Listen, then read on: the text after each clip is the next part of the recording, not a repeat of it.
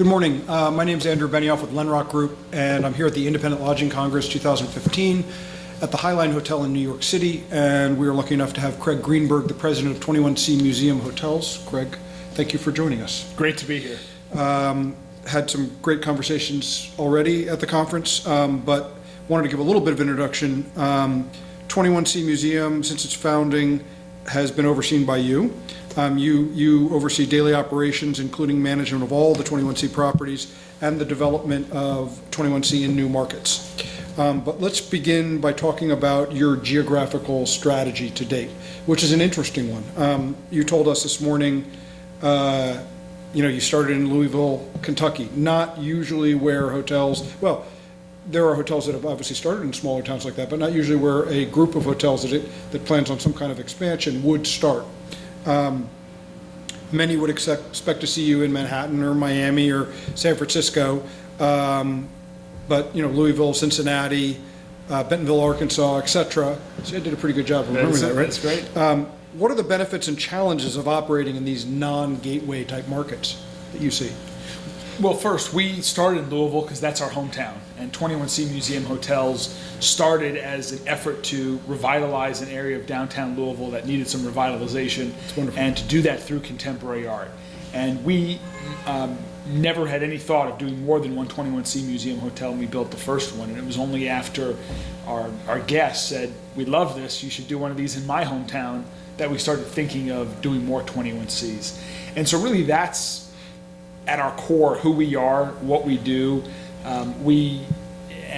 So we have not been fearful of opportunities that we've seen in other smaller cities, compared to many hotel companies that are first and foremost looking at the largest cities in the country or overseas. So we embrace that opportunity, and there are certainly challenges, but there are also great upsides. In terms of some of the challenges, financing is certainly a challenge. A lot of the lending and equity sources are in the major cities, and think first and foremost, or know the major cities, and they have views upon the growth trajectories of major cities as it relates to hotels and other asset classes. And so when you're talking about doing any kind of real estate project, but particularly a hotel, and particularly a hotel that's not part of one of the major brands, some financial institutions have a challenge in that. And so that has made us focus on creative ways to finance all of our projects, which have all been some kind of public-private partnership.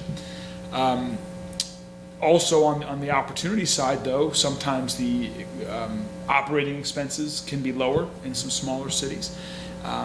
You also have the opportunity, both a challenge and an opportunity, is the people. It can sometimes be a challenge to find great people who are passionate about hospitality or food and beverage, or have some of the experience that you're seeking. But then also on the opportunity side, there might be great people that this is just the opportunity that they're looking for to come back home or to advance in their career, and really there isn't any other option because of the nature of the hotels that exist in that city. So we're really excited to be in the cities that we are, and the ones that we grow. Whether the city is large or small isn't as important to us as the particular area in which we're developing, what opportunities we can provide for people in that particular city. That's wonderful, wonderful.